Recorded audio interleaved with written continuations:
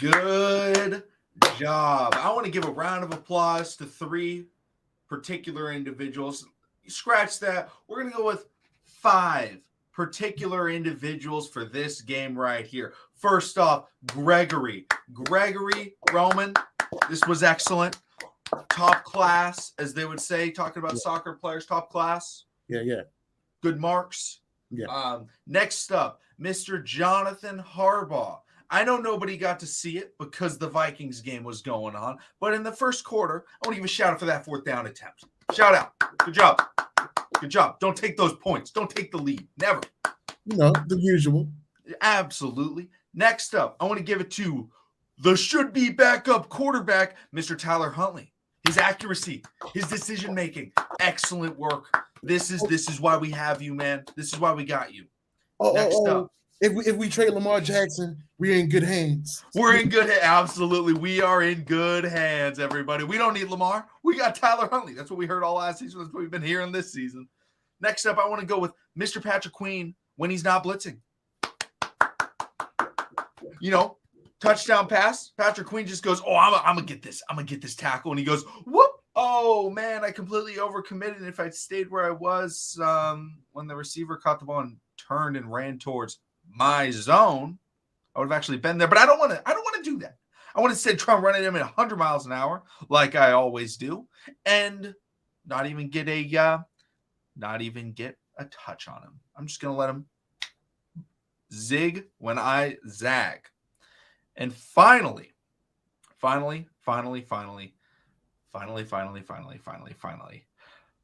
Mr. Mike, the MC, the man that should be playing, according to some people, because Kyle Hamilton is very good, Mr. Chuck Clark.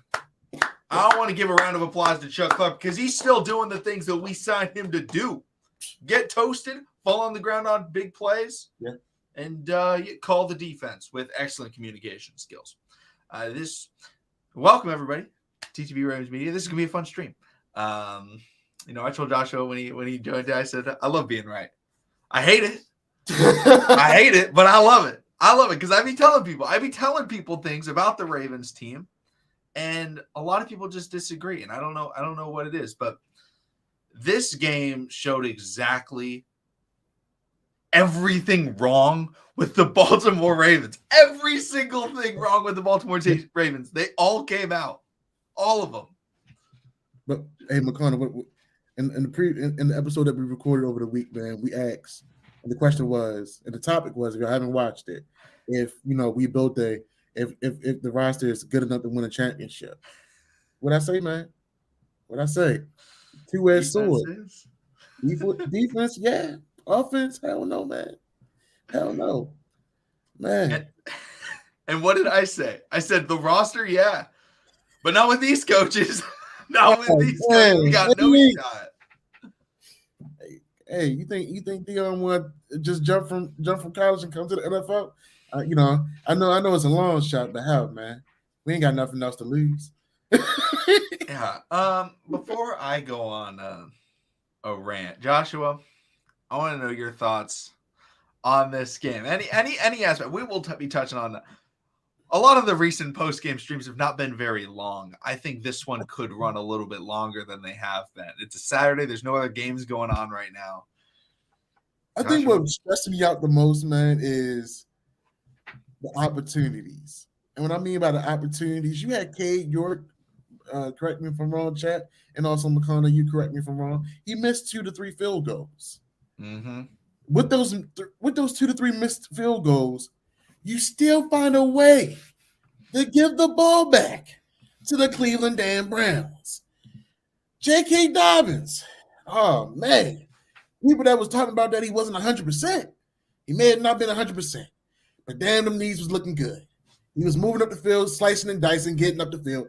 And you tell me every time we get to the end zone, every time, you telling me you don't have enough plays drawn up where y'all cannot get a touchdown. Y'all know that when everyone plays the Ravens, when it comes to the passing game, everybody's going to cover Mark Andrews. I only saw one attempt to another tight end, and that was the weapon, Josh Oliver. Where was the gorilla? Where was Nick Boyle? Hell, at this point, where's my 305-pound fullback in his rinky-dink passing route? No, I just don't understand it, man. I just don't understand it. We had opportunities, multiple opportunities to get the ball down the field and get touchdowns, and we didn't do it. And everybody say, yeah, man, we got a great OC, man. We got a great coach. Jonathan and Gregory is not, that's Dumb and Dumber. They're Dumb and Dumber. They're not good coaches. You have a great motivator, and then you got a great run coordinator. They're not coaches, man. You got to get them out of Baltimore, man. And people wonder why Lamar Jackson always hurt around the end of the season. Shit, I would be too. At this point, why am I keep hurting my body? YPC, thank you so much for the super chat. It says Huntley can't even throw over 10 yards. That's facts. We've been saying that. I can even see him overthrowing Tyreek and underthrow wide open deep down the field. So, all right, I'm just going to start. I'm just going to start. Here we go. All right. Here we go. I've said a lot of things before. All right. I've talked about Greg Roman. He sucks. This isn't new. I've talked about John Harbaugh. I don't think he's good. I know a lot of people give him credit for a lot of different things, and analysts and other people will say like, oh no, I actually think he's pretty good. And every time people say, oh, I think they're pretty good, and they talk about anybody in their profession, anybody in the NFL, they are good at something. I don't care who it is. All right. They are good at something. All right. Tyler Huntley is good at something. John Harbaugh is good at something. Greg Roman is good at something. They are in the NFL. They've gotten there. All right. They have skills, but that does not mean they are good at their job. Being good at something and being good at your job are two very, very different things. Okay. I can be good at math, but I can flunk out of school. All right. Greg Roman is good at designing a run game. He calls good plays when they're run plays sometimes. He does a good job at that. He's pretty, he's almost elevated the run game of a lot of different offenses. And I don't want to take that away, but this guy's an absolute moron. Joshua, I like how you call him Dumb and Dumber. I'm going to take it up and I'm going to say dumbest and stupidest. Okay. Like it doesn't get worse than that. Like you can't do it. And Greg Roman goes out there and he's calling just poor passing plays. And I want to give another round of applause. It's made its return. The fourth down, roll out to the right.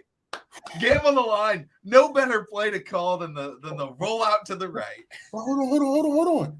The rollout to the right, but you throw it to a guy that barely plays in the game. Here's your first snap, James Crochet. Now do this. And Tyler Huntley, he's got decent mobility. I'll give him that. He's got that. He can make plays with his feet.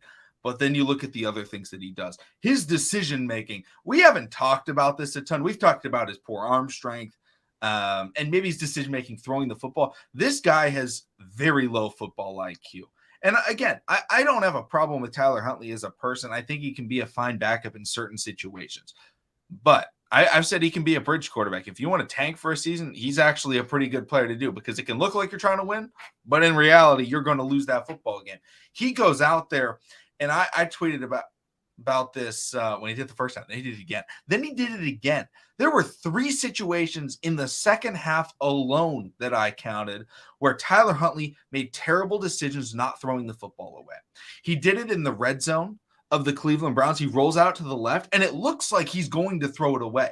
And he's kind of running. There's a defender in front of him, and he goes, and tries to throw it. And then he just kind of doesn't throw it, and then gets tackled for like a 4-yard loss.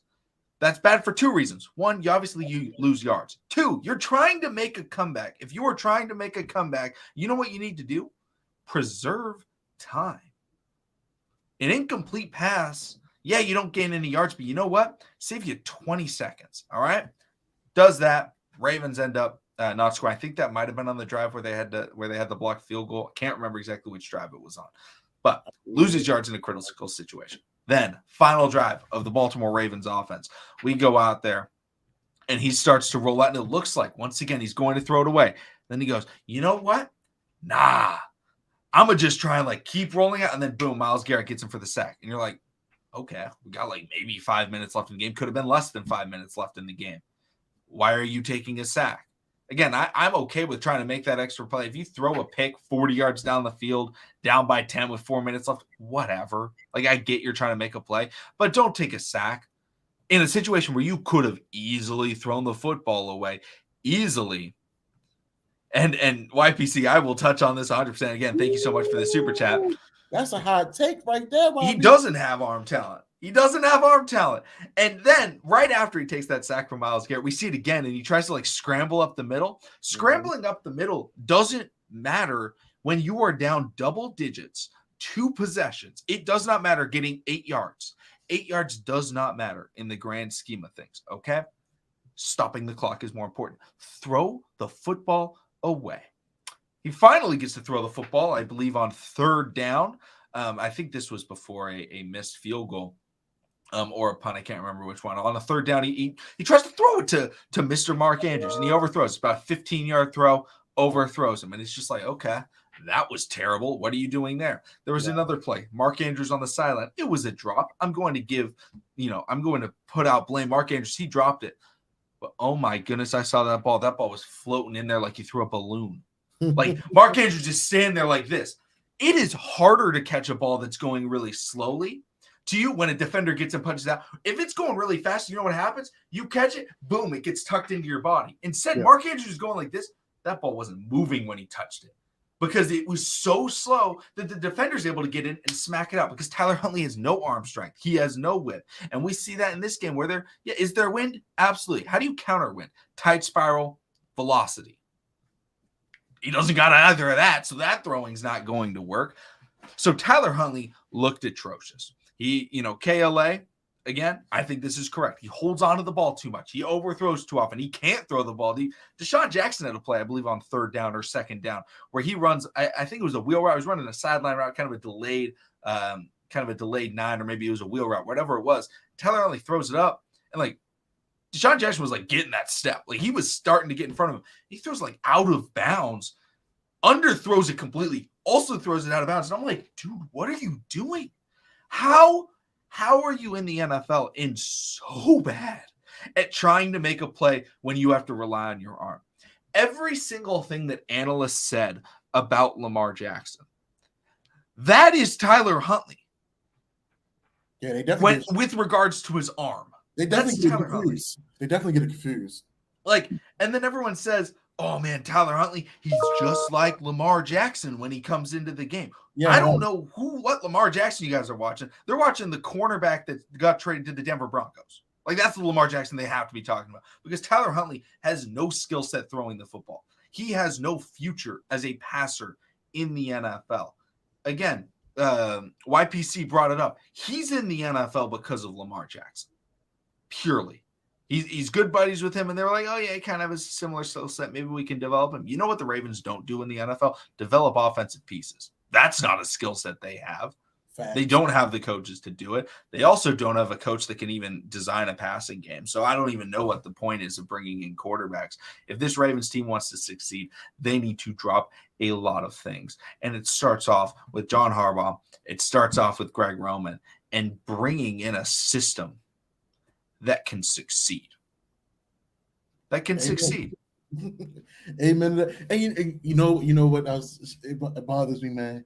Even though this was Deshaun Watson 3rd game coming back into the league, why did it have to be us that he finally had to start getting in rhythm? It's just because he's just throwing it over the middle where Patrick Queen and Chuck Clark are supposed to be covering, and he goes, "Oh wow, look at that, they're open." Also throwing at guys Marcus Peters is covering. Why do you do that? Because Marcus Peters isn't there. He's trying to bait him and throw all these routes. Deshaun Watson, again, I've said I like Deshaun Watson. Deshaun Watson does not have a strong arm. He is probably a bottom 10 arm strength in the NFL, but he's able to make up for it. He's able to make plays. You don't have to have a strong arm to be a good quarterback. A lot of times guys have arms that are too strong, and that makes him a bad quarterback, similar to Josh Allen early in his career. He couldn't throw the ball accurately because he threw it too hard. I didn't even bring this up. Tyler Huntley's interception to Denzel Ward, that was atrocious. Whoa. It was so bad. But hold on. So let me ask you this: Was the Super Bowl Russell Wilson interception as bad as this one, or was this one it went straight to Denzel? it went straight to Denzel. Like Deshaun Jackson didn't even have a real moment to develop his route. Like which throw was worse? I think the Malcolm Butler interception was a better play by the defender because Wilson threw that with zip. Yeah. Tyler Huntley lobs a ball in on a slant route, and Denzel Ward goes, "Oh, you're throwing it here. Hold on, let me take 2 steps over and then catch it." Like, he throws it with such little velocity, it gives defenders more time to react, and the Ravens already don't have good wide receivers. So it's like, what are you doing? You're giving good cornerbacks time to react to a slant route. He was not trying to just jump a slant route. Malcolm Butler, when they snapped the ball, he was on that route. He knew exactly what route it was. Denzel Ward was just kind of covering him, and then sees, oh, hey, look at that ball. Let me just slide on in there. Thank you, sir. I would like to thank Mr. Tyler Huntley for playing for the Cleveland Browns today. And, you know, there were some injuries to Calais Campbell, to Marcus Peters. That's oh, look at that. James Henley tweeted out, Ravens have 0 touchdowns Saturday, but 198 yards rushing. Most rushing yards by a team who scored no touchdowns since the 2013 Rams. They can't put the ball in the end zone because Greg Roman has no creativity in the red zone. Yes, there was one play that I liked that they called today. And you know why they called it? Because Tyler Huntley sucks. That's why they called it. They called the shovel pass to Justice Hill on 3rd and 13. Why? Because there was no way Tyler Huntley was making a 13-yard completion. Yeah. And again, like, was Deshaun Watson amazing today? No. He played a decent game, though. He played a decent enough game to get him to win. Donovan Peoples-Jones and Amari Cooper was working the underneath routes and getting that yards at the catch. And in the second half, the Ravens gave maybe the best field positioning I've ever seen. Yes. Like I mean, there were so many drives where it was just like, oh yeah. The Cleveland Browns started a drive on the Baltimore Ravens 40-yard line after the Demarcus Robinson fumble. Shout out to him right there. Next drive, they started at the Baltimore 48. That was their next drive. Next drive after that started at the Baltimore 46-yard line. And then to end the game, they started the ball at the 33 of the Baltimore Ravens. The Ravens could not get out of their own red zone. Why? You know why? This is what people talk about. Again, I said they talk about Tyler Huntley. Tyler Huntley is what people criticize Lamar Jackson for. Like, they incorrectly criticize Lamar. Tyler Huntley can't come from behind. You know why? Because you have to throw the football. So when the Ravens had to throw the football, the Browns were getting the ball at the Ravens 40, and the Ravens 40, and the Ravens 40, and the Ravens 40. That's what was happening. And people will give him credit all the time. All the time. They'll be like, well, he had a good quarterback rating, or, oh, look at that. He had a good completion percentage. Like, what does that mean? He averaged 4.6 yards per attempt. Oh my gosh. As a passer, you should be embarrassed. As a football player, he should be embarrassed. John Harbaugh should be embarrassed. And, you know, I've seen some things that the Ravens are putting out. Obviously, I'm not watching the post-game press conference. But, like the way Marlon Humphrey's clearly a leader. He says everything is still in front of us. We felt like we left one out there. Like, Marlon Humphrey's like, you know what? We need to play better, right? We need to do better. And, like, Harbaugh says, you know, we've got to do things better. But we've is typically the players. And, you know, he never says, you never hear Harbaugh say, I need to do better. You know what Harbaugh was doing in this game? Nothing. He was actually sabotaging. He says we should go for it on this 4th down. All right, we should do this. We should do that. And then we're watching and we're like, what are you doing? Wasn't it 4th and 4? Like early in the fourth quarter, he wanted us to go for it. Like, it was like 10 minutes, I think, or something like that. Yeah, the Ravens went for it. I'll pull up the time. I was fine with that one because at that point I felt like, okay, the game's out of hand anyway. They went for it on 4th and 4 at the Baltimore 46, and that was the rollout to the right. And I was like, okay, that was with about 10 minutes left. I'm like, you're down by 10.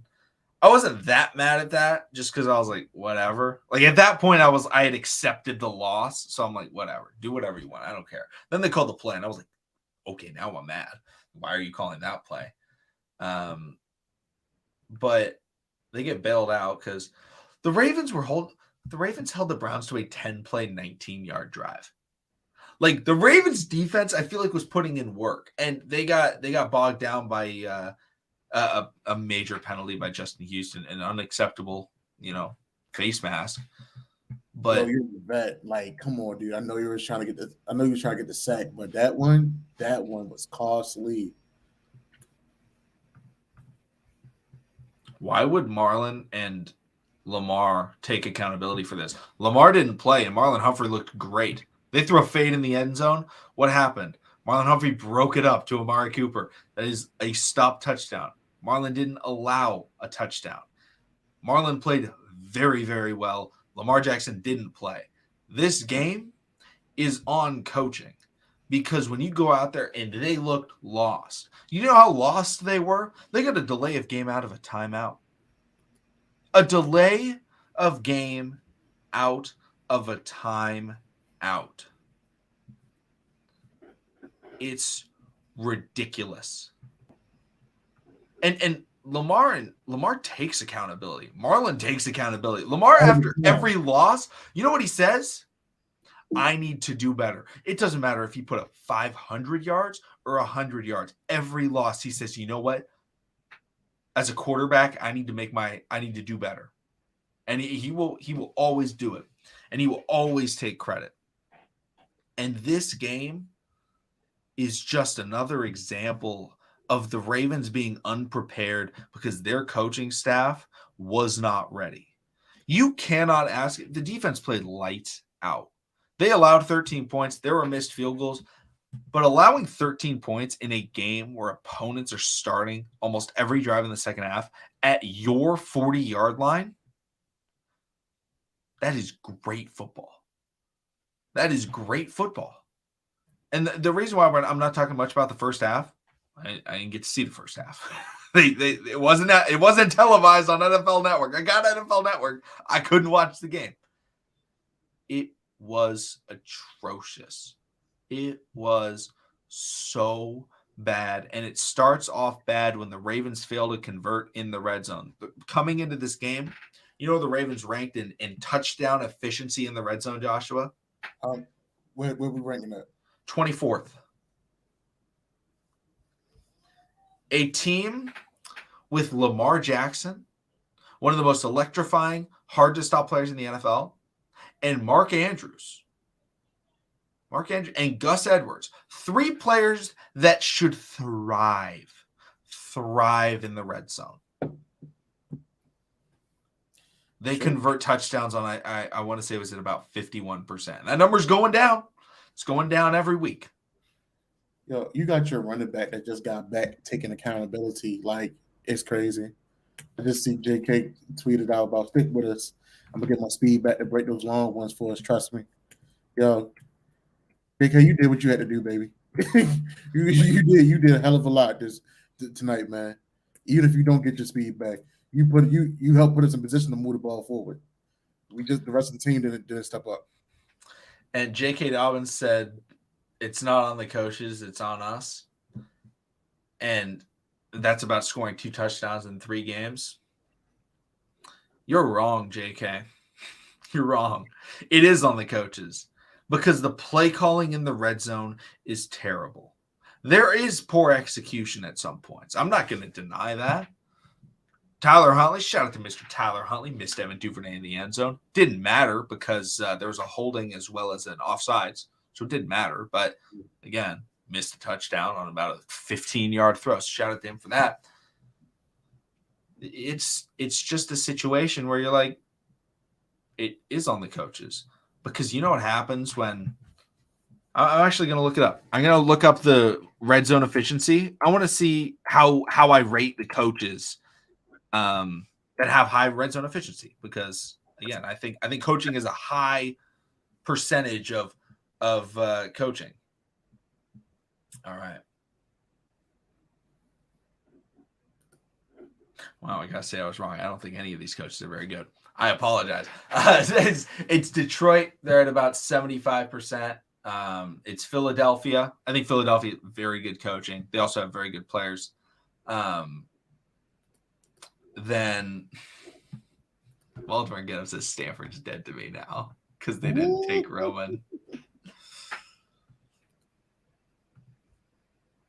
Like, this is the thing. All of the teams that are very good, right? Detroit, Philadelphia, Dallas, Cincinnati, Kansas City, Tennessee, Miami, New York Giants, Atlanta, Minnesota. You know what they all do in the red zone? Their strength. Detroit runs the football with Jamal Williams. Philadelphia rolls out Jalen Hurts and runs these QB sneaks and uses his mobility. Dallas typically just pounds it in with their run game, which is a very good run game. Cincinnati, they throw the football in the red zone. They throw it. They throw it to their great wide receivers. Joe Burrow gets the touchdown passes. It works. Kansas City, they throw the ball and they use Travis Kelce and they use the shuttle passes and they have great play calling.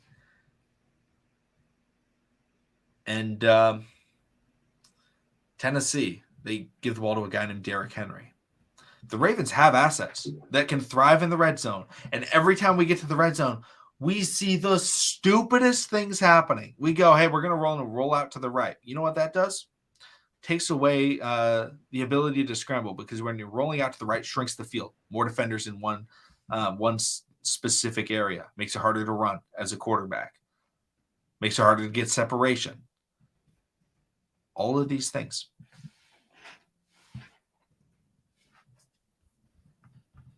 KLA, this is facts. We don't need a number one passing game. We need a competent passing game. We need to be able to say, hey, it's 3rd and 10. I think we can get this. Anytime the Ravens are in a 3rd and long situation, my thought process is this. Okay, how good is Jordan Stout's punt going to be? Because I have no faith. Every once in a while, we'll convert. But it's atrocious. When Greg Roman has to call a passing play, he has no idea what he's doing. He is incompetent. And again, he's good with the run game. But that doesn't mean you're a good coach. If he was a run game coordinator, oh yeah, he could probably do that. But You know what he isn't? A run game coordinator. You got to learn 2 aspects. You can't be a heart surgeon that only knows how to take the heart out. You got to know how to put it back in. All right? You got to know how to patch them up if you're a surgeon. All right? Can't just be doing the surgery and leaving them open on the table. You got to be able to complete it. Right? Got to see it through, my boy. You got to see it through. If you're an astronaut, you got to be able to land the rocket ship. If you're a pilot, you got to be able to land the plane. If you're a driver, you got to know how to hit the brakes. And you can't just know how to start it. Oh man. Shout out to the 120 folks in the stream, man. I'm thankful that you all are with us for the post-game stream. I know it's not a happy ending right now, but I know we get more people when we lose. I see. We do. Everybody wants the rat more. It wants the rat versus the win. I ain't mad, man. I don't think G-Row could coach Division 2 or 3. At this point, Gregory Roman needs to coach a club team. Gregory Roman needs to, I don't know, fly to Canada. Get him in the CFL as a running back coach. Or how about with that West Canada prep team that lost to IMG? Something. Kyle Shanahan makes me jealous. I wish we had Kyle Shanahan. That's the thing. Most of the teams that have really good run games in the NFL, I'm going to pull them up right now. NFL rushing yards per game leaders. Here we go. Look at this. We've got the Chicago Bears. Did the Chicago Bears win a lot of games? No. Why? Pass game sucks. Baltimore Ravens. Are they able to win a lot of games? Because of the run game? Yeah. But why do they lose? Their pass game sucks. Eagles. Wow. Why do they win games a lot of the time? Oh, because their passing game is also really good. Atlanta, no, they don't win. Why? Pass game sucks. They have Marcus Mariota as the quarterback. That's why he got benched. Cleveland, kind of tough to judge Cleveland because they just got a new quarterback, so you can't even really judge them. Giants, they do win, but why do they lose? They have the worst wide receiver core in the NFL. Dallas, why do they win? Oh, they also have a good passing game. Buffalo, why do they win? The passing game. It has nothing to do with the run game. Like then San Francisco is up next, right? The teams that are good in the NFL, they don't need a run game. Passing game is more important than a run game. That's not saying a run game isn't valuable. It is. But it has to be paired with something, right? If you're going to go home and you want, a cheat meal, you're upset, you had a bad day, you're like, I want something to make me feel better. You're not going to go in the fridge and just start eating butter, right? That's the Ravens with the run game. They just are like, butter, pushing butter. No. What do? You get the pancakes and you put the butter on it, right? You get the toast, you put the butter on it. And you go, wow, this is really good. But you can eat toast on its own. You're not really going to be eating butter on its own. And if you are, I wish the best for your heart.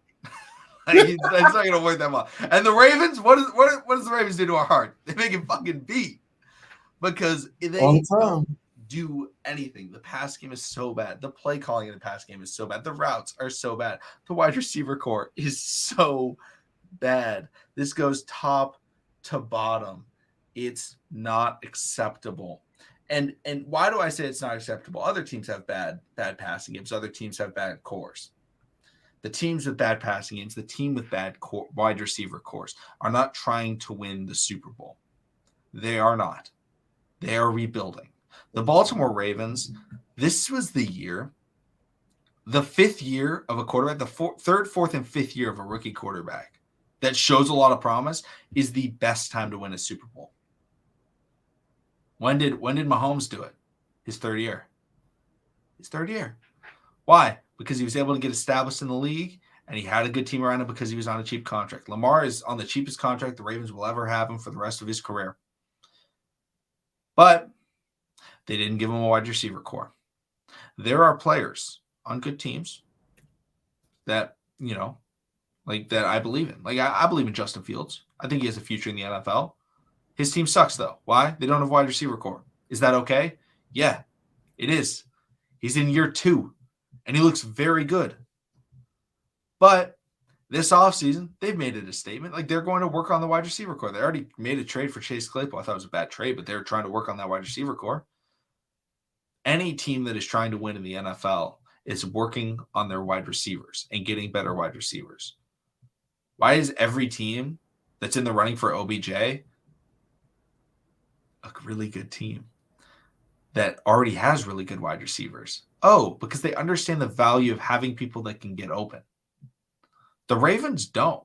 They don't value it at all because Greg Roman is incompetent and he can't call a play that even allows players that can get open to get open. He says you run a go route, you run a deep post, you run a screen. I'm not going to have anybody run. He used to have Hollywood run a double move every once in a while. Hollywood was great at a double move. But he uses Bateman wrong. He uses Duvernay wrong. He uses Deshaun Jackson like an intermediate wide receiver. I don't know what he's doing with that. It's embarrassing for a team to consider themselves a top-class organization, to consider themselves a contender, to consider themselves having a generational quarterback like the coaches and like Eric DeCosta and like the fans believe. And them to just put out the garbage product on the field that they do week in and week out. Offensively, it's atrocious. It's barbaric, and it's not going to win. And yet, it seems that there is no negative outcome for the coaching staff. For the guys leading the charge, there is no outcome. They will swap wide receivers in and out. What were we doing? Even Joe Flacco, right? Joe Flacco, end of his career. We're just like switching out guys that are bad. Oh, sorry, Kamar Aiken, we don't want you anymore. Instead, we got Willie Snead, we got John Brown, we got Michael Crabtree. Like, we're just like bringing in these bad wide receivers and just replacing them. Like, that was the problem. Like no, that's not the problem. Yeah, you can have them be better. That's fine, but at least put them in a position to succeed. Instead, they have horrible play calling. And YPC, I disagree. Tyler Huntley is absolutely going to be on this roster. He's definitely going to be here. Because there's no negative, there's no punishment. There's no risk. Everyone here is safe. They have their job. The Ravens are winning enough games to make the playoffs. So why would anyone lose their job? I really don't want to quote this person. I really, really don't. Because I know on the internet people don't like it. I really don't want to do this. Which guy? Which guy is it? This is the brother of Mr. Andrew Tate, Tristan Tate. How? You know what? For them to be some of the guys that they are, they do have some decent takes if they actually open their minds and hear what they got to say. I'm sorry. So Tristan Tate says this. I'm not gonna get it word for word, but basically, he thinks weed is one of the worst drugs in the world. And I'm not here to disagree or agree with that part. Whatever. I don't care if people smoke weed or not. Do so safely. That's kind of my take on it. But he says it's bad and he thinks it's horrible because it gives you complacency. It gives you short-term happiness. And so people that may have, maybe they're not living the best life that they could possibly live. Maybe they're not doing the right things. Yeah. What they do is they go home and they're able to smoke weed and they're able to feel happy about their day.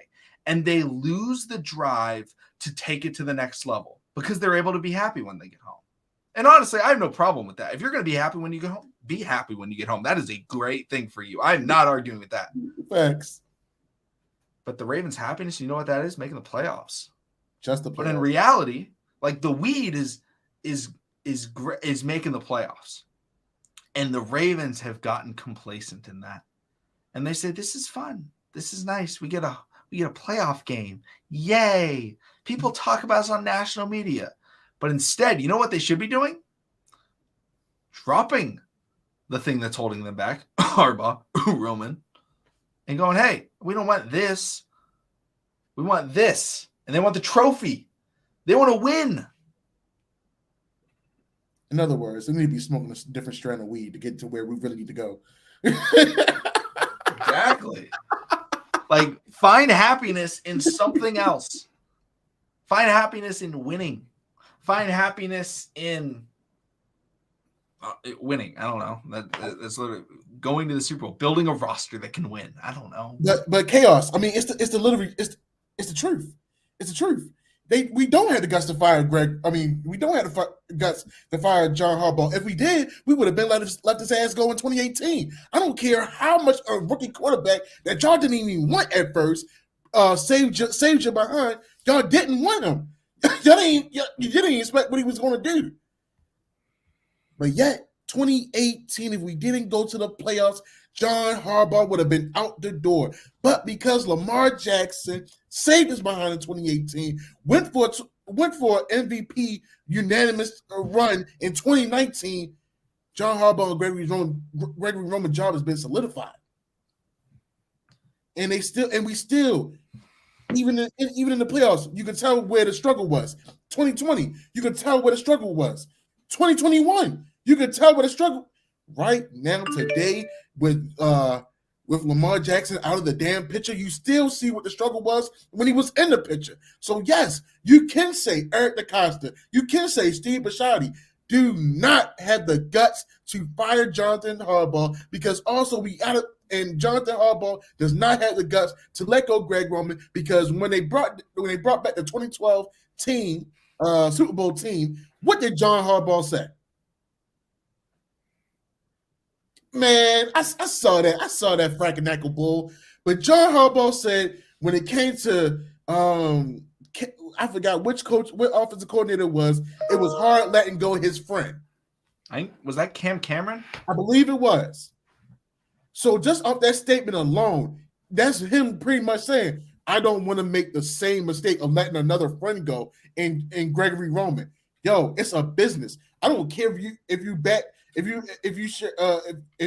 can meet your GM in the backyard. I don't care. If I'm the GM, I say, yo, meet me in the backyard, yo. Tell your family pack up the bags, sell the house, because y'all gotta go. Y'all got to go. I'm tired of seeing this, man. I'm tired of seeing this. It's a thing about being family and friends, but it's also a time to be businessmen. They could be businessmen when it comes to contracts and stuff like that. Because I don't believe if we're gonna go there, I'm gonna go there now. I don't believe they really gave Lamar a true contract that he truly desired. I don't believe it. And if they did throw him some money, it wasn't Deshaun Watson money. And every time you see the Ravens lose without Lamar Jackson, or how Lamar Jackson pulls a win out of his ass every Sunday with this complacent offense, why not ask for the money that he's asking for? So that's my take. That's my take on it. It's ridiculous. And Jonathan, thank you so much for the super chat. Really appreciate it. Let's talk about the front office, because I think this is a big thing with the Baltimore Ravens that people like to talk about, and a lot of people blame Eric DeCosta. I want to explain something to a lot of different people. Yes, it is the general manager's job to put the best roster out there on the field. It is. That is their job, right? But at the same time, what do they have to do? They have to appeal to the coach that they have beneath them. And when you come into a job, when you come in, maybe you're the CEO, maybe you would get hired as a manager, whatever it is, in whatever facet of work that you do, maybe you're a team captain, maybe you're a new coach, whatever it is. If you come in and there has been a guy underneath you, but that guy's been working there for 10 years, 15 years, it is very difficult to part ways with them. It doesn't matter if you're their boss. They've been there longer than you. It is hard to go out there and say, you know what? We are going to part ways with, maybe it's the old grandma cook at the restaurant and maybe she used to be really good, but she's no longer good anymore. The food she's making, it's falling off. And you got to let go of her. Even though everyone in the kitchen respects her, even though everyone knows her and she's been there longer than you, as the manager, you need to make that decision. But Eric DeCosta has been living in a world where he's been listening to John Harbaugh. And what do we hear with countless draft selections? Countless draft selections. Oh, this is a Mama Harbaugh guy. This is, Harbaugh was really pushing for this guy. First of all, I don't think a goddamn single one of those Harbaugh picks has ever worked out. When has Harbaugh come out about a pick and been like, man, I just really wanted this guy? You know who he says that about? Ben Cleveland. You know who he says that about? No. Let's take this step further. Every Harbaugh guy that Harbaugh ever wanted, he didn't got into it some type of way where they had to lead a team. That's also true. Harbaugh be picking the worst guys. YBC again, thank you so much. Says last thing I got to say is I want to say this Ravens wanted a heavy run offense and defense. That's go. That tonight, what happened was we lost. You wanted an old school run the ball and play good defense. Yeah, we did lose because we wanted an old school run the ball and play defense. And it's sad because when we finally start running the ball well, it's when they're expecting the pass because the Ravens are down by so much. And then the Ravens have to pass, and then they get absolutely beaten. But Eric DeCosta has been listening to John Harbaugh. And it's just one of those situations where it happens in every facet of life. Someone is almost always in charge of every situation, but there's always someone in their ear listening, right? Maybe it's a sibling. Like, the dad's the head of the house, or the mom's the head of the house, whatever. And you got that one sibling that kind of is able to finagle their way into kind of getting whatever they want, but they don't get punished. Yeah. John Harbaugh is doing that. He's like the youngest daughter, all right? And he's just like, Daddy, can you buy me this little play set? And like the oldest, the other kids are like, yo, I need a play set. Yo, give me a wide receiver. He's like, but I like this fullback, Daddy. Can you please give him to me? We don't need a wide receiver or a running back or an offensive lineman or a tight end or a cornerback or a defensive back.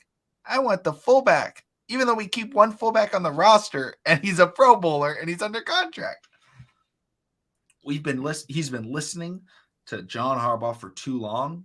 And when you listen to John Harbaugh, you start building that roster, kind of like how John Harbaugh wants. Because you want to appease your coach. You don't want to go out there and just say, hey, coach, I know you wanted to have this style of attack. You wanted to be a run-first team. I'm not going to build you that. That's going to build a really bad relationship, and it's not going to work out. So he came into a job, and he said, okay, what do you want, John? What do you want? John Harbaugh was like, this is what I want. And he's given that to John Harbaugh. And it has not worked. So Eric DaCosta, this is for you.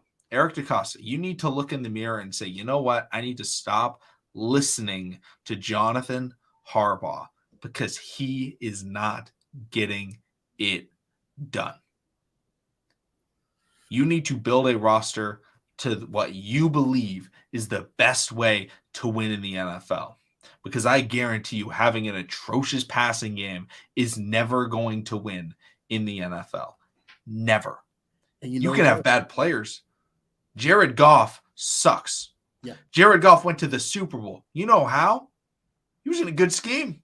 That passing game was decent. They had a good run game, but the passing game was decent. Sean McVay was doing his thing. Just because you don't have the good players doesn't mean you can't have success. Tom Brady, how many damn Super Bowls did Tom Brady win with terrible wide receivers? Probably like 3 or 4. It was up He there. He didn't win with Moss. Tom Brady never won with Randy Moss. Never won a Super Bowl. And you know what? And you know what, McConnell?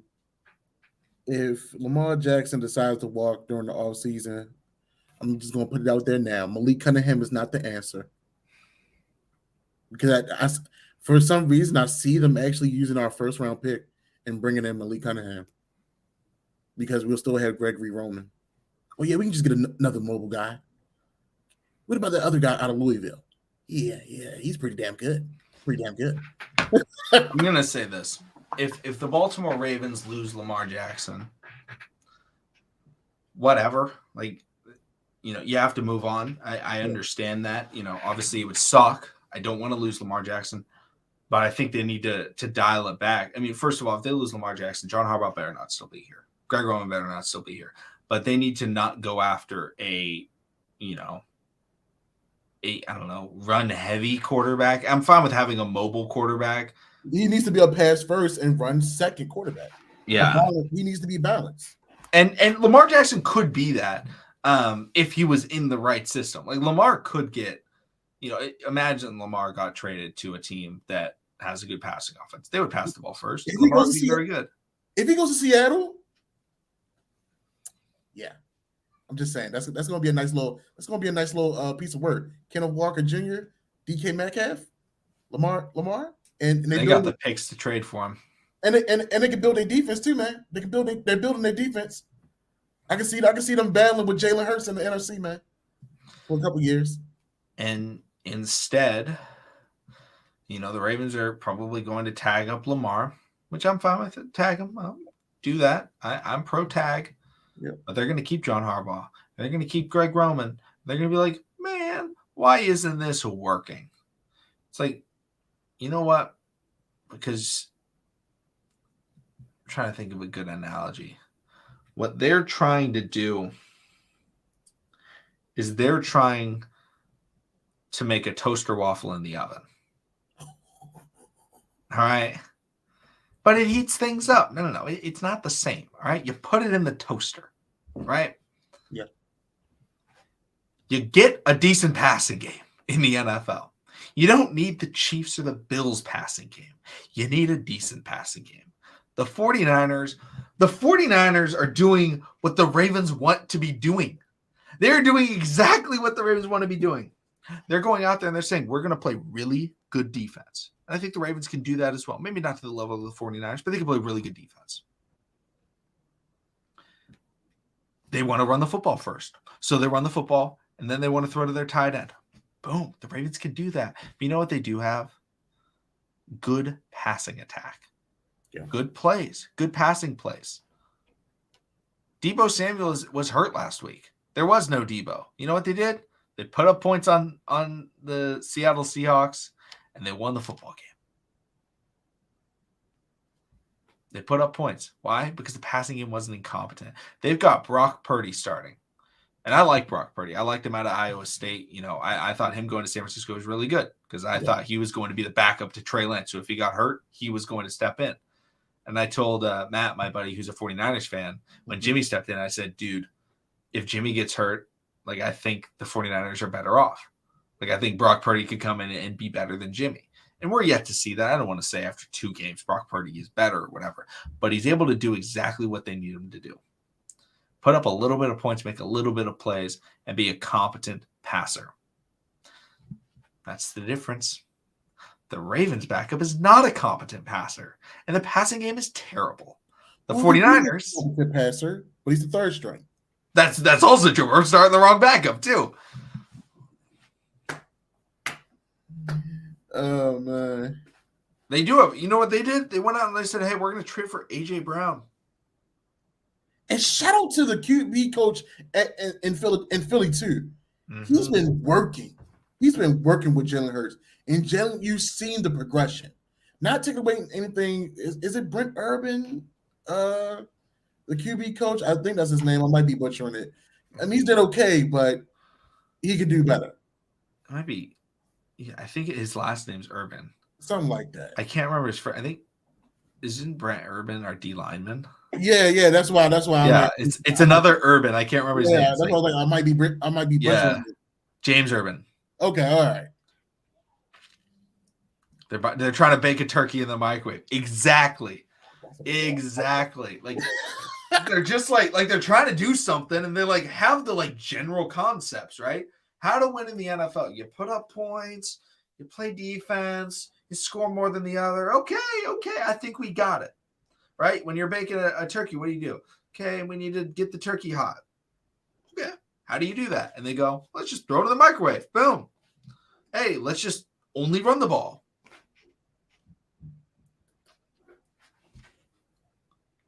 Go hire Sean Payton. I would love for the Ravens to hire Sean Payton. I think that'll be a fantastic. And Eric Bieniemy, I think he could be decent. There's been some things that have come out on Eric Bieniemy. Oh, okay. I was about to bring that up too, man. Where it's I don't know if he's the guy. Yo, Shady really he be dragging him. Shady McCoy, man, he really be dragging Eric Bieniemy, man. And I don't know if you've seen it. I know, it's been some silent arguments between him and Patrick Mahomes. I mean, that's gonna happen. Greatness versus greatness sometimes. But yeah. I mean, we could hire one of so many people. Call up Bobby. Call Bobby Petrino. And, he actually just got a job at Fresno State. I know, bro. I heard. I saw that and I was like, oh, there he goes. Goodbye. RIP the chances. I was so ticked, bro. I was so ticked off, man. And it's just the frustrating aspect of it all is that I don't have faith that the Ravens will do it. Because the problems have been the same for years, and it's been masked. And they keep throwing low-end Barbie stickered Band-Aids on it, saying, hey, you know what? Don't look at that. And they say, look at this shiny new thing. And they bring in a defensive player, a Roquan Smith, or they sign they draft a player. And again, I think Roquan Smith was a really good move. I have no problem with that move. But it's like they use those moves to distract people from the real problems of the team, which is the coaching and the offense is terrible. And you know what? If you can't fire your neighbor, then you shouldn't be in the NFL. You are going, here's the thing. If you don't have the balls to do a lot of things, this is not the right business for you. You can't go into the NFL trying to make friends. You can be friendly, but you have to know at the end of the day, what you need to do is win. It's not about having a fun day at work. It's not about going out there and partying with your coach. It's not about, doing whatever it is off the field. Well, the only thing that matters in your job as general manager of a roster is making sure that you build the best team with the best chance, with the best staff of winning a Super Bowl. And that is not John Harbaugh. That was never John Harbaugh. That's the thing. There are some, like, John Harbaugh was fine, when he won the Super Bowl with the Ravens, but nobody looks back at that team and be like, man, John Harbaugh did it. He was able to will that team to victory. Please. When he first got there, he was trying to change the culture, and you know what? He had the rest of the team effed up. he had Ray Lewis effed up. He tried to tell Ray Lewis to stop doing the squirrel. You telling the guy, one of the first players ever drafted by this organization, to stop doing his signature dance? Come on, man, sit your ass down somewhere, man. Take notes. You just got here. And it's very different from a guy like Sean McVay.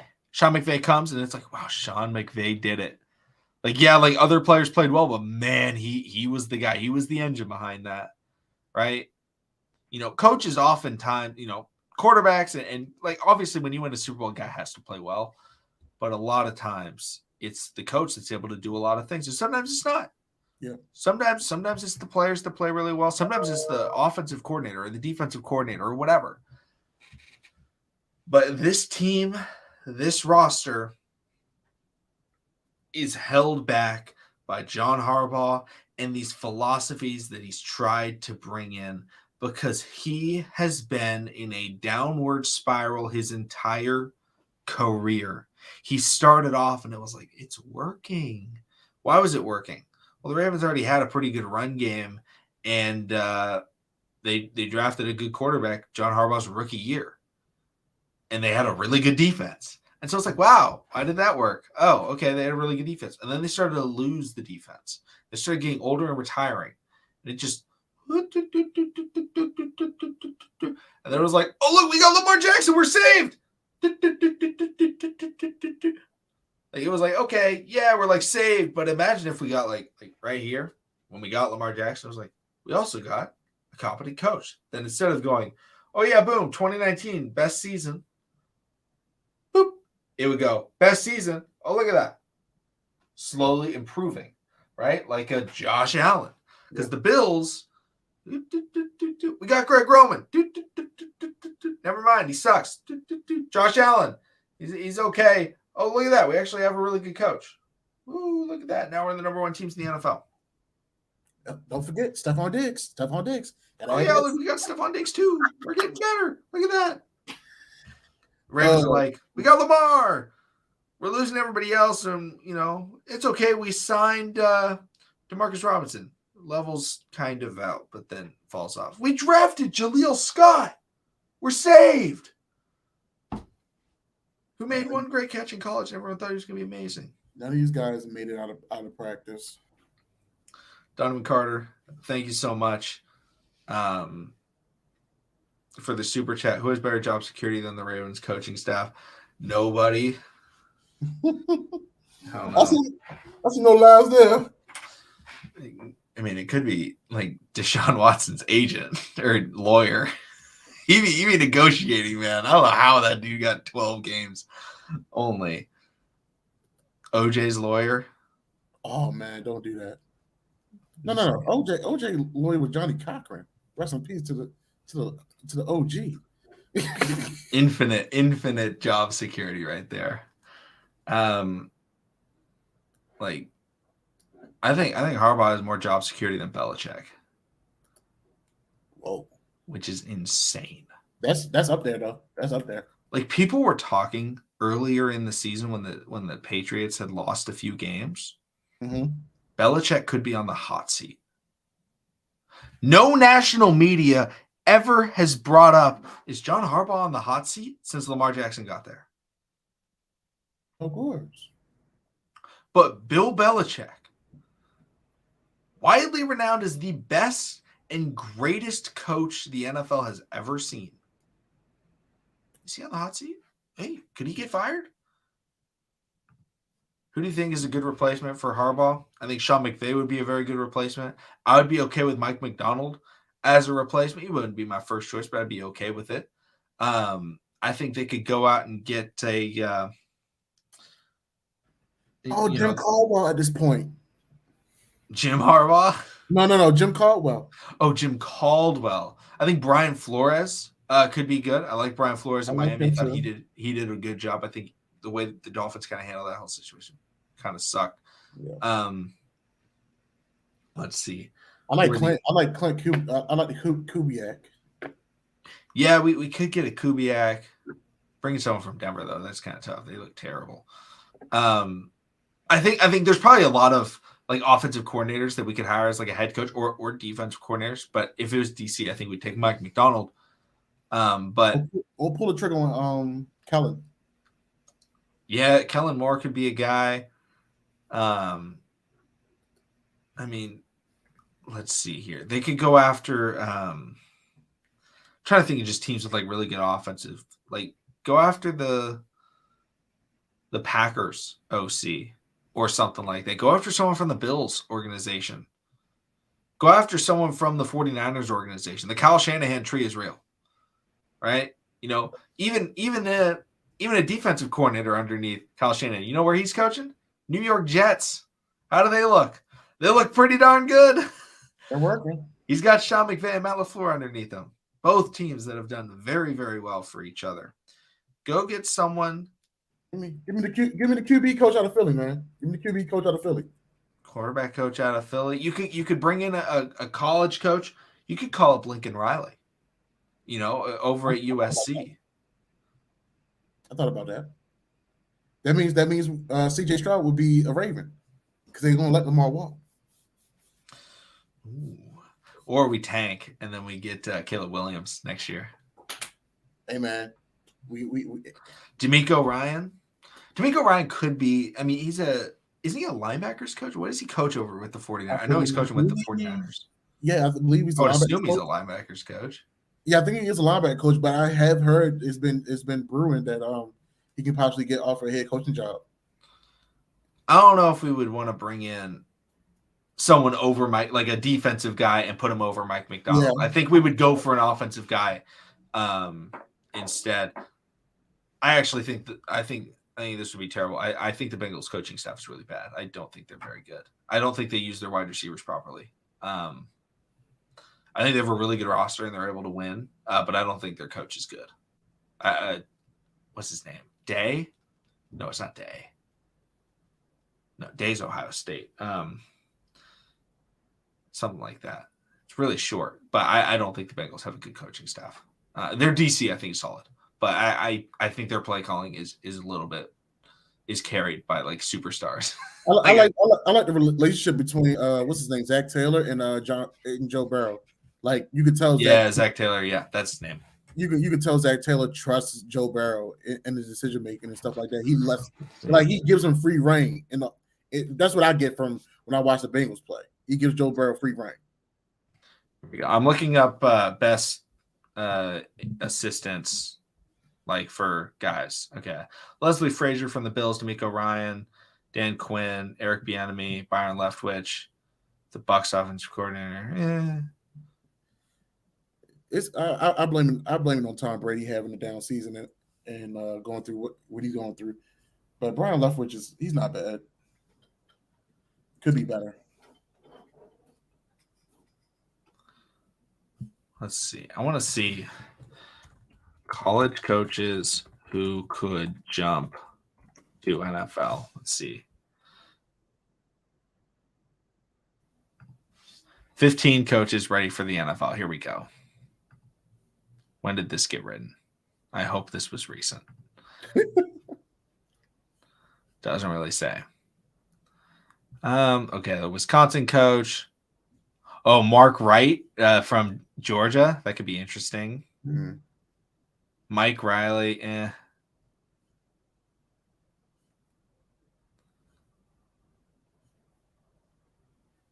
Jimbo Fisher.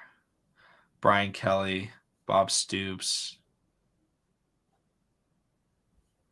David Shaw. Oh, no. Don't bring David Shaw. No, he was number one on the list. No.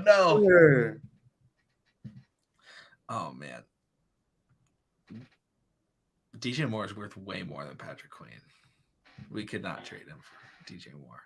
I think Sean Payton would be the best option. Sean Payton is an offensive mastermind, great NFL resume, and he retired. It wasn't like he got fired by his team. He retired, and we've seen how bad that Saints team is without him.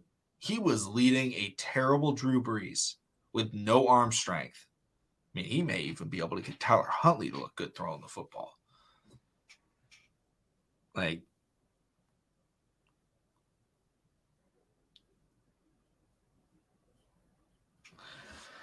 I don't know. Like, the problem is, it's hard to look for coaches because the next Ravens head coach may be 8 years old because of how much they love John Harbaugh. We love Harbaugh. He's a good guy. You know what? Yeah, he is a good guy. I have no problems with his personality.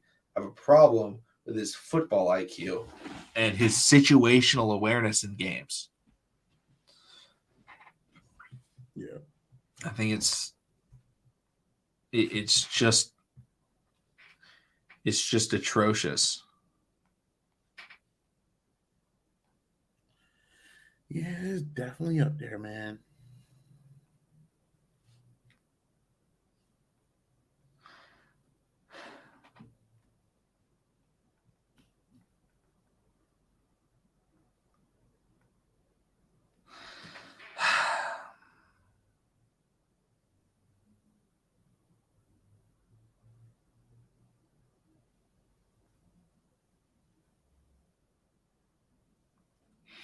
This is a night for Call of Duty. Goddamn. Oh, this is a night to egg John Harbaugh's house. That's what this is. No, maybe Eric DaCosta will egg his house. Lacey's going to be out front, guard dog, and then hey, leave us alone. Leave the hardballs and leave us alone. Lacey's like those people outside the Waffle House in Atlanta when all the riots were going on. Not the Waffle House. Anything else but the Waffle House. Yeah, their employees are trained fighters. I don't care what anybody says. Don't care.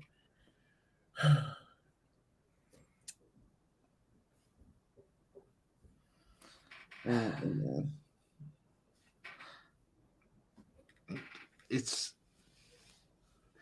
so frustrating when like these teams hire like these new coaches and like they do so well and we're just like stuck with Harbaugh. And Harbaugh's literally riding the fact that he got to start out on a really good football team. He did. Like, had his first gunslinger too. Yeah. Like, how many times has John Harbaugh outcoached an opposing coach? I would think it's less than 3. Oh boy. Now I want to I would love to have an interview with Wink and just get the real scoop of why we respectfully parted ways.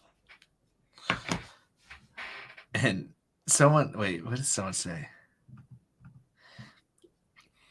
Here's the thing. Sean Payton had people believing that Taysom Hill could be an NFL quarterback. That's how good he is. Exactly. Taysom Hill, people were believing in. And Taysom Hill can't throw. He's a decent runner, but he has 0 throwing football IQ, like 0 passing IQ, limited arm strength, and poor accuracy. And Sean Payton had him out there, and people were like, man, he should be starting.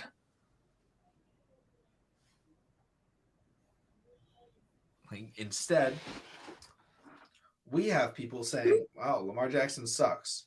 You know why? Because he couldn't complete a pass when every single player is completely blanketed because 1, they're not high quality players, and 2, the routes that they run were drawn by I don't even know, a fetus.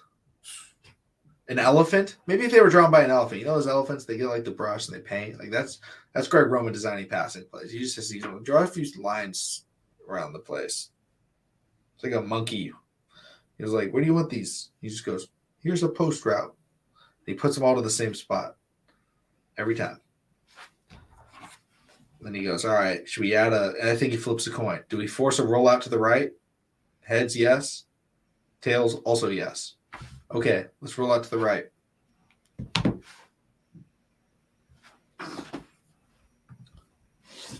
No, I don't think the Ravens are going to lose John Harbaugh. The problem is for them to lose John Harbaugh, they would have to miss the playoffs. And Lamar Jackson and the Ravens defense is too good for them to miss the playoffs. So we are stuck in a pickle of having to watch bad coaching, bad offensive coordination, and low-end football. Like, the difference between the Ravens and the Broncos is not that big. The difference is the Ravens quarterback can make plays separate from his wide receivers. Whereas Russell Wilson's, I think, still a really good quarterback, but he needs his wide receivers to make plays. He puts them in positions, but they don't make the plays. Lamar Jackson can do it on his own.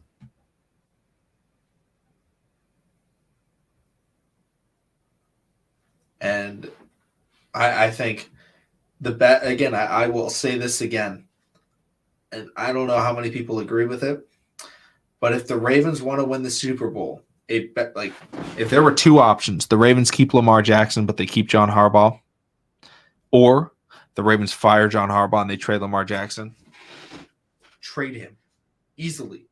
Trade him away and rebuild. Trade him away to the Lions, to the Seahawks, get those assets and those picks and say, okay, we're going to bring in a new coach and we're going to bring in a new system. Because that's the thing about John Harbaugh. He doesn't have a system. He just hopes he gets a good enough roster and says, hey, I need an offensive coordinator. Except I don't know how to actually judge any offensive coordinator skills. So I'm going to ask my brother, or I'm going to hire one that I used to coach with. Marty Warningweg was I believe, the offensive coordinator for the Eagles under Andy Reid. Greg Roman was the offensive coordinator for Jim Harbaugh. All these guys. Hayden says he sent me something on Twitter. Hold on, let me check Twitter. Let's see here. Oh, that looks great, Hayden. I love that. Hayden sent me this. That's a good looking picture right there. That's some clean work. For sure. Let's get Kevin James in here.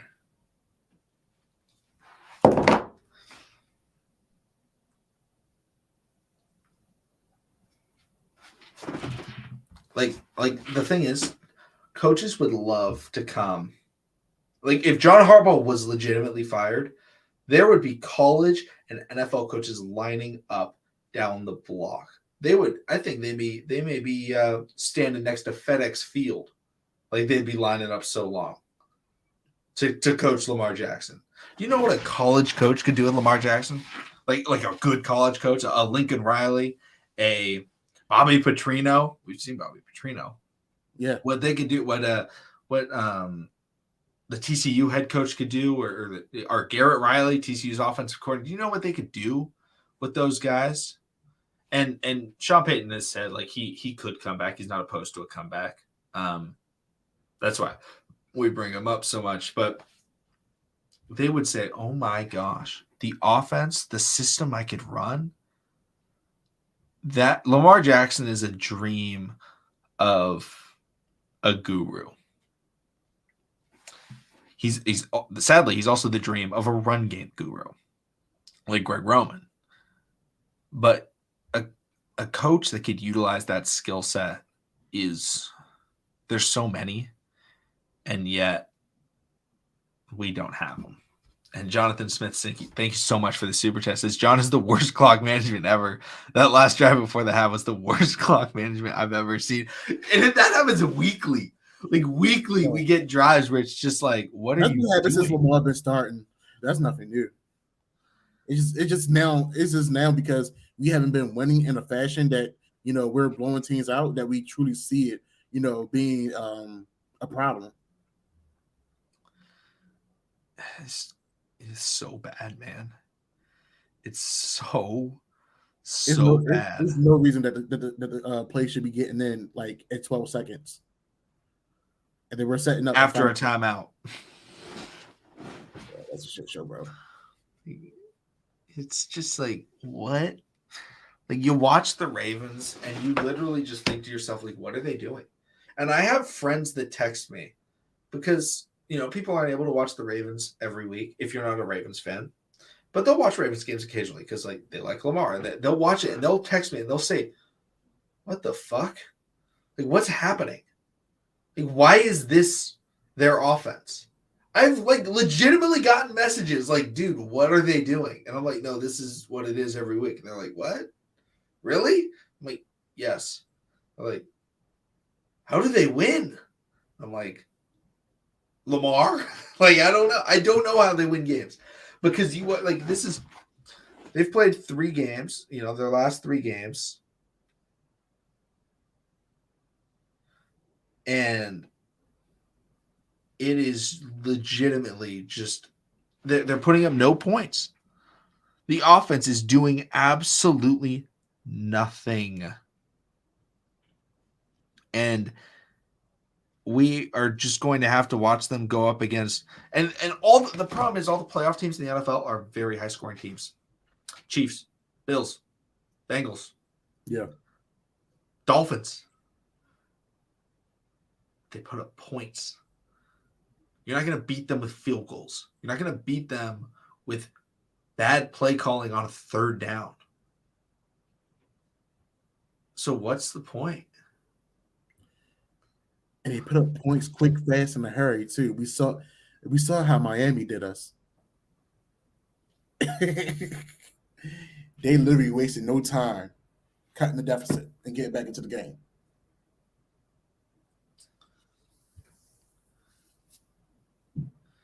I mean, here's the problem. Again, I've said it before in the stream. I'm going to say it again. The problem with the Baltimore Ravens team, the problem with the organization, the reason why I'm so upset after these losses, because again, I'm fine with losing. If I believe there's still a future after that loss, if I believe there's repercussions for losses, repercussions for major mistakes, but instead, there is no repercussions. Nothing changes. And the Ravens consistently lose for the same things every single time. And they go out there to the press conference and they say the same thing every single time. And nothing happens in the offseason. Nothing happens week to week. And we go out there and we have to say, in EDC, we trust with every draft, because I like the Ravens drafts. I think the EDC has done a good job drafting. Yeah. I think the Ravens are bad with their player development. I also think they have no idea how to utilize a lot of players. Rashad Bateman is one of the most poorly utilized wide receivers in the NFL. He's utilized as a deep threat, which is the opposite of what his skill set is. And Jonathan Smith, thank you so much again for the super chat. Says also, how do you go from 1:47 and 3 timeouts to 27 seconds and the delay of game penalty? Easy, man. That's John Harbaugh clock management right there. Yeah, baby.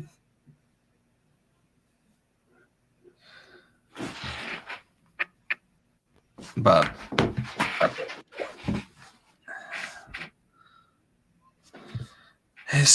I don't know.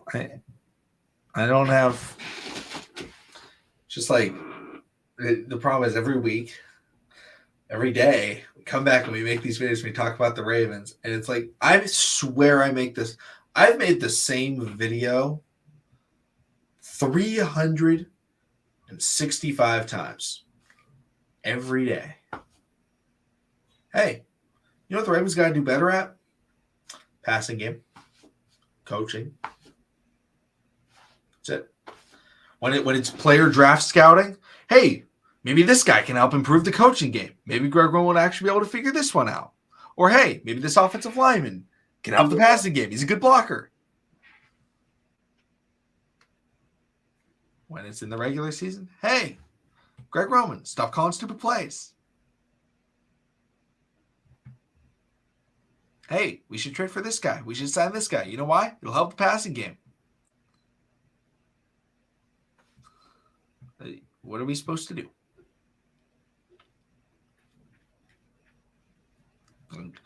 Like, I don't want to make the same video every week, but I talk about the problems of the Ravens, and I talk about the good things about the Ravens, and it hasn't changed once in the last 2 seasons.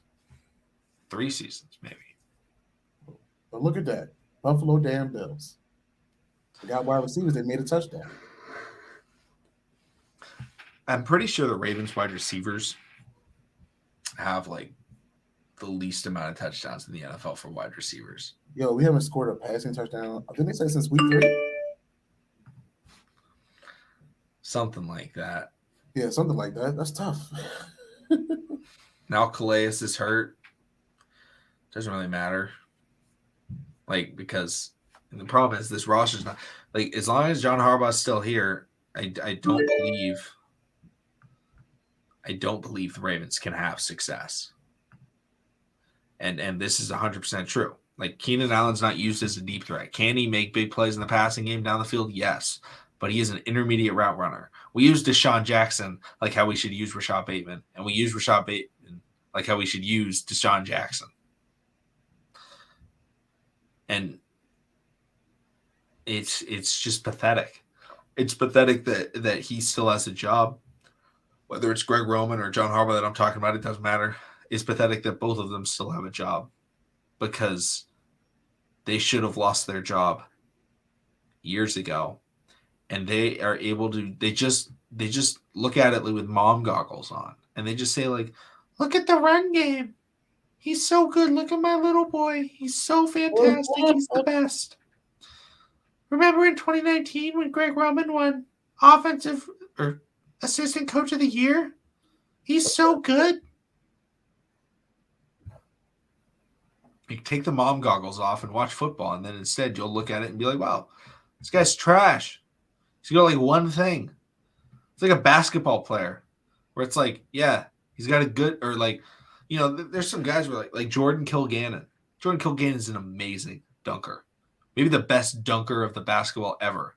Is he good at basketball? No. He's not a very good basketball player.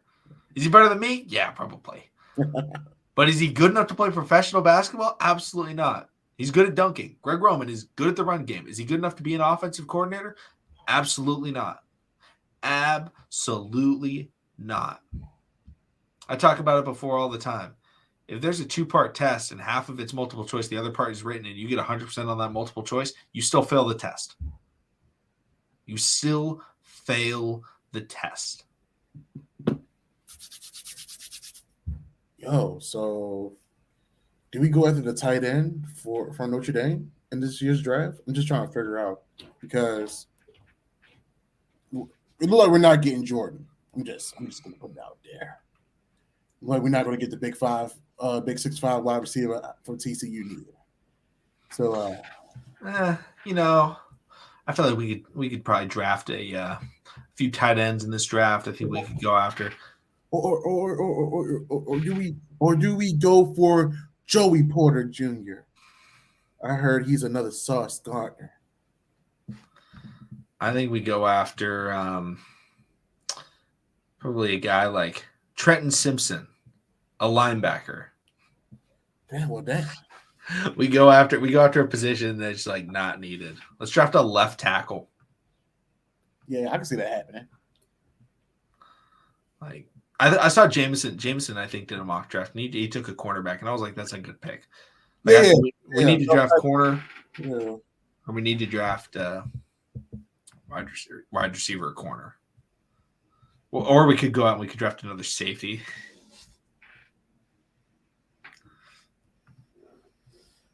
Man, I just can't call it, man. I don't know how much more I can take.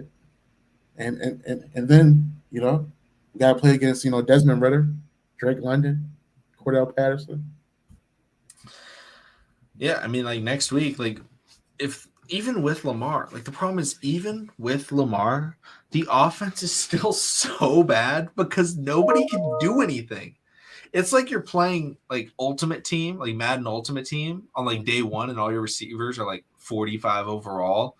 It's like I don't care what play you call, like they're still not getting open. And then Greg Roman comes out and runs 4 verticals every time, and it's like he's definitely not getting open. Draft another center, yeah. It's probably Mama Harbaugh pick right there. Can't wait for that one. Can't wait to hear about what Mama Harbaugh says. I bet this week in one of the press conferences, John Harbaugh's gonna be like, yeah, Mama Harbaugh called me up, was like, you guys are playing tough. I like that. Like, I don't want to hear about Mama Harbaugh. And make sure y'all send us some questions and stuff y'all want us to talk about. Give us some ideas so we can record our episodes. Because the holiday is approaching. Christmas is here. If you guys are in Baltimore, go to Miracle on 34th Street. I know it's some light shows in the DC area. They be lighting it up out there in Portland, McConnell? Not really. Oh, man. We got to get in the holiday spirit, man. I know the Ravens is bringing it down, but we got we got to stay in the holiday spirit. Because goddamn. God damn, man.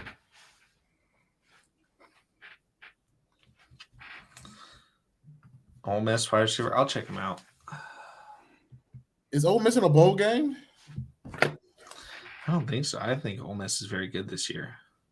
They was balling, man. Let's see. Ole Miss is like one of the most underrated SEC teams. They really are. Let's see here.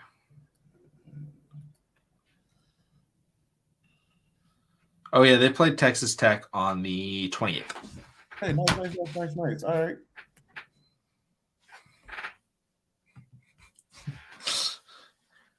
Abraham, that's true. Don't gamble on your quarterback's contract here. The year that why was this year? Again, I talked about it. This is the year to go all in. And they didn't. Yeah.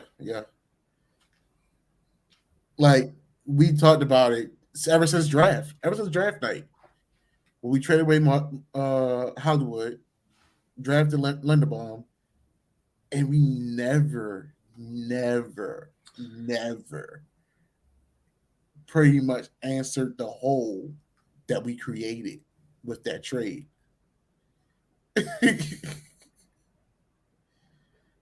It's biting us. I still, I've grown to love the Linderbaum pick, but it's still biting us in the ass, man. It's just like what the Ravens can't do anything this year to make them win the Super Bowl. Could they fire Harbaugh and Roman right now, today, this minute, this second? Yes. Would they be able to win the Super Bowl? No, because an interim coach is not going to come in and reinvent the playbook. He's going to come in and call those plays. Those plays suck. They're not going to be able to do anything. Can they try and win in the next couple of years? Yeah. Problem is going to be more difficult. We've talked about this for the last 2 years on this show. When you're playing with a young quarterback, you need to win when they are on that rookie deal.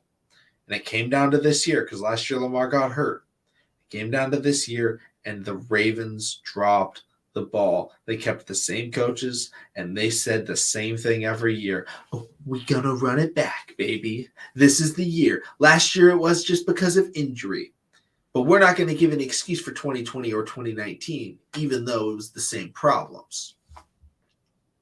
Even 2018, same problems. Ravens wide receivers are terrible. Yeah.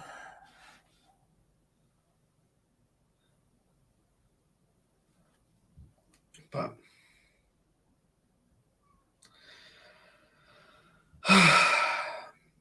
I'm so mad right now. My family's like having like a Christmas party tonight. I'm like, I'm not going. I'm angry. Like, bro, I ain't going to that right now. I'm gonna be throwing hands with some random person I've never met. Like there's gonna be like some 10-year-old that says something. And I'd be like, listen, man, you need to back up, man. You need a shot of eggnog, brother. You need a shot of eggnog. Like Santa's gonna walk in the door, and I'm gonna be throwing hands, man. It's gonna be like I'm gonna be like Buddy the Elf, throwing hands with Santa.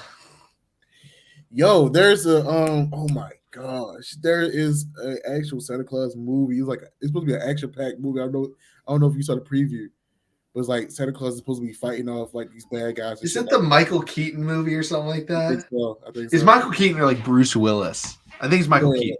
I think it's Michael Keaton. Whoever the dude that played on Stranger Things. Yeah. Oh no, it's not Michael Keaton. It's David. I can't remember his last name. I think his first name is David. I gotta find that movie. Yeah, it's gonna be me and Santa. Yeah. But I ain't going.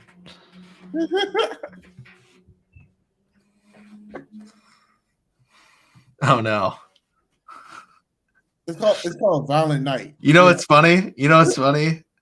It's at my Uncle Bob's house. Like I saw this, I was like, wait a minute. And my uncle's like a football coach, and I saw the guy wearing the hat, and I was like, wait a minute. I don't think that's him. But if it is, sorry, Uncle Bob. I'm not going. I'm too angry.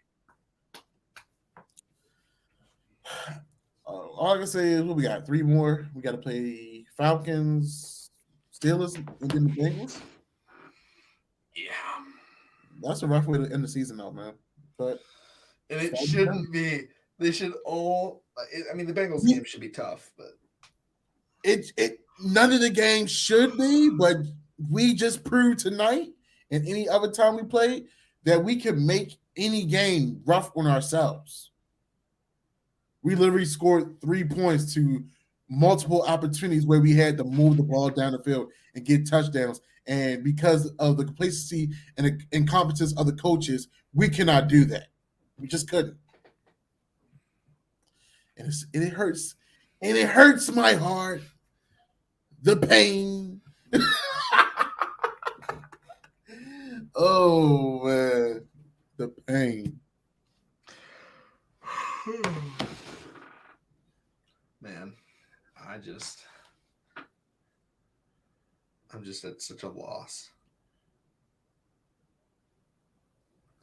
Like, is anything going to happen?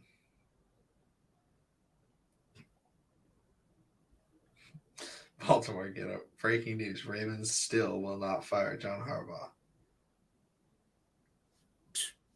That's a facts. Factual.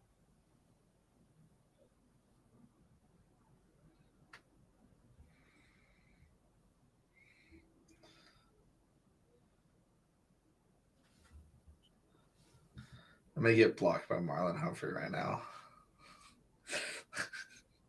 I quoted him. He said, "Are we a good or bad football team? Only time will tell." And I quoted him, and I said, "Good roster, shit coach." I'm already blocked by Marlon on my personal account because I kept calling him Marvin. I do not regret it. It'd be like that. Hey, this is too funny. Ravens stick to a game plan that's a working challenge. Impossible.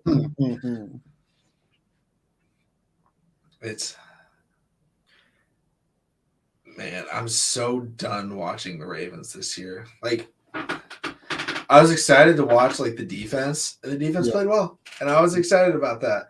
And then I'm like, oh, I have to watch offense. Darn, it's Tyler Huntley, and I say it all the time. Like, I think he's terrible. Like, I think people don't understand. Like, we are truly Ravens fans. We're not just 2 guys, from on the East Coast and the West Coast, and we just like, all right, man, we just gonna make a podcast. Nah, man, we actually are indebted to this shit, man. And we had to watch these games. We had to watch these games because y'all help us. Y'all keep us going. like it's so frustrating just having to watch them because, like, here's the thing. Like, if Lamar leaves, I'm not going to be a fan of the team that Lamar goes to. Like, unfortunately, that's not who I like. I'll root for Lamar or whatever, but like, I'm not going to be watching that team. Like, I am going to root for the Baltimore Ravens. I'm going to watch the Baltimore Ravens. And there's other teams that I like to watch and root for, but it's typically because they're players that I liked in college. And I love watching college football. I love, I'm a Stanford fan, so obviously it's kind of tough watching college football. But I watch Ohio State a lot. My family's from Ohio, so they're big Ohio State fans. So like I watch Ohio State and I watch those games, and I watch the Cowboys a lot. Like I watch other football games. And I study football, and KJ, why are you trying to kill me? This is automatic death right here. This is instant death. God damn. To save your life, you have to pick between Patrick Quinn or Marcus Peters to make an open field tackle. Who would you pick? Wait a minute. Who's coming down? Who's blitzing? Who's blitzing? If it's a blitz type of tackle, I'm taking Peak here. I don't know. Peaky still be missing the blitz. Like he gets the pressure, he gets there, and then he misses. Bro, and then someone else cleans him up. I'll make his ass hold on for dear life that game. Hey, bro, I don't even know if Patrick Quinn could cover me, and I can't run routes. Well done, that big bro. Dude, like I would go out there and I would just like run to the flats and catch the ball, and I would like turn around and he'd be like on his face, and I'd be like, "Oh, hello there." I had a little Heisman pose. Like I wouldn't even stiff on him. I just hit the pose over his like body laying on the ground. He'd be like, "Oh, hello, sir." So I'm for all the smoke, baby. Like, and I get he's young, but just because you're young and like you have potential doesn't mean you're good currently. I think people like there's a lot of players that I like in the NFL that aren't that good.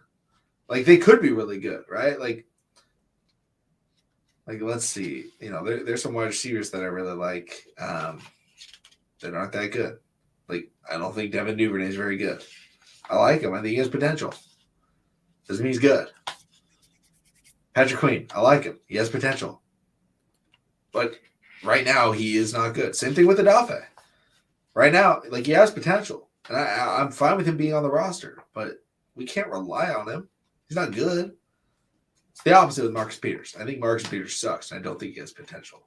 He's like way past his prime. He's not good.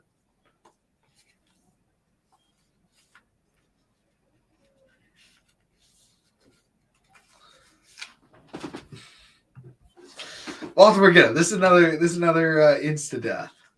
I got a better one to save your life. You have to have Huntley score 14 points in an NFL game in G-Rose scheme. Gardner Minshew. I love it, bro. That's R.I.P. McConnell.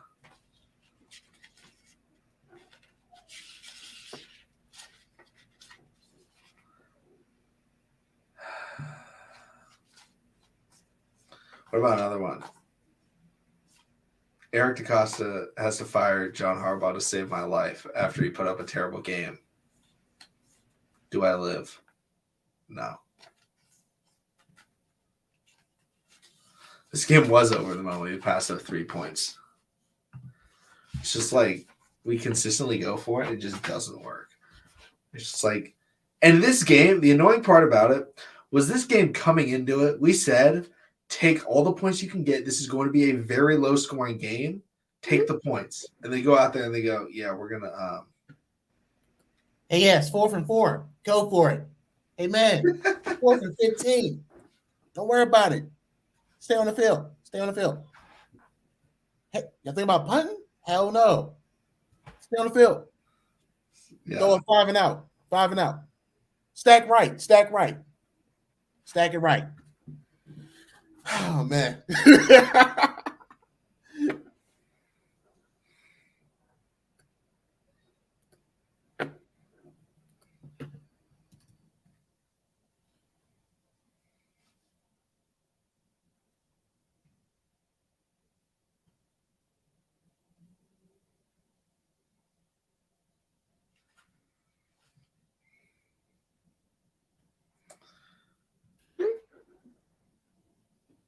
Man, oh man, oh man.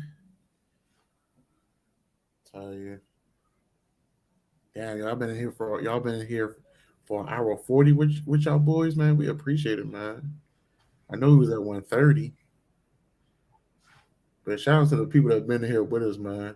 I know y'all feeling our pain. I know y'all feeling our pain, but now we got to root for the Bucks tomorrow. Got to root for the Bucks, and they're going to lose. I don't even know if I'm going to watch football tomorrow. I'm just mad. I'm too mad at football right now. Come on, man. Are there any good NBA games tomorrow? You know, man, I started watching them when the Lakers, was in their demise. So, let's see. Oh no, there's no good games. Yeah, these games all suck. Like, there's some games that could be good, but they're not with good teams. So I'm like, yeah, it's not worth it. Facts. Like, I'm not trying to watch Knicks Pacers. Darn. World Cup final. Yeah, I'll definitely be watching the World Cup final. Who's playing? Who's? I know. Messi advanced, right? Argentina versus France. Ooh. Oh, okay. You know what? The Pistons next game might be decent. But Cade is done for the season. He's selling. I drafted him in fantasy. Bro, sorry, man. Lakers Wizards. That might be okay later on the late nights up. Yeah. OKC's playing right now. They're up by like 21 now, so shout out to them. We gotta watch college. We got any good college basketball games tomorrow? Well, there may be some good bowl games tomorrow. That way. Oh no, there's no Sunday games. Darn.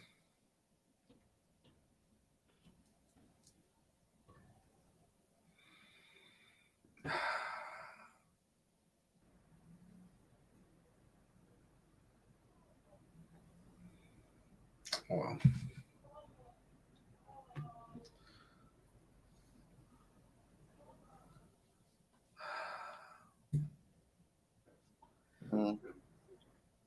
Damn. I don't think nobody's playing good tomorrow. College basketball. Stanford's playing against Texas tomorrow, man. Stanford sucks. Oh. They're so bad. They're 4-6 right now. I watched a couple games earlier this year, and I was like, man, this team is terrible. Yo, I've been watching the girls. Did you see TCU and Washington get into it? I think the fight. Yeah, that's what I'm saying. Yeah. I think I saw that. The Baltimore native Angel Reed, she transferred to LSU, and she went for like 35-15 one night. Ooh. Hayden, don't disrespect the Colts. They put up 36. Yeah, it was 33 points.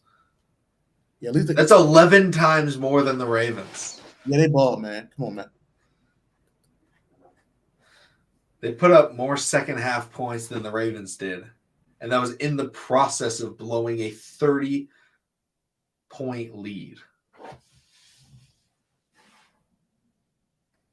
No, it was a 33-point lead they blew, I think. It was either 30 or 33-0.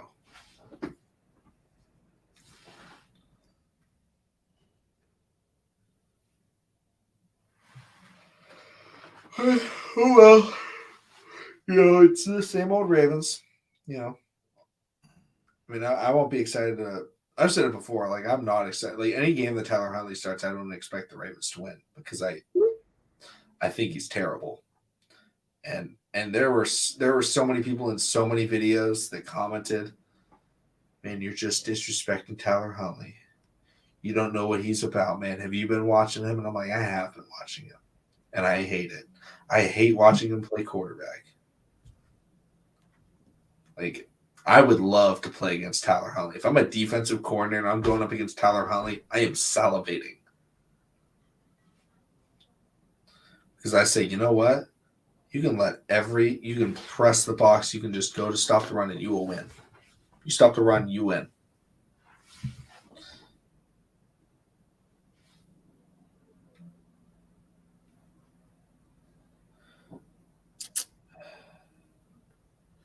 It'd be like that, man.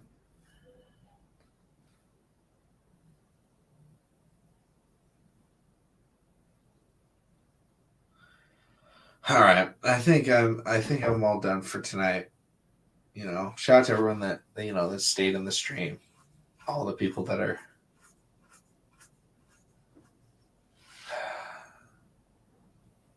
here and have been here. Thank you so much for coming through. Subscribe for Daily Ravens content. Probably won't be a video tomorrow just because football's on. I typically don't make videos when the Ravens don't play on Sunday, but maybe. I don't know. If Harbaugh gets fired, I'll make a video. Yo. If Harbaugh gets fired or Greg Roman makes a video. Got to go live. Got to go live. Oh, yeah. We're going live. But, all right, everyone. Thank you so much for coming through. We'll see all of you again next time.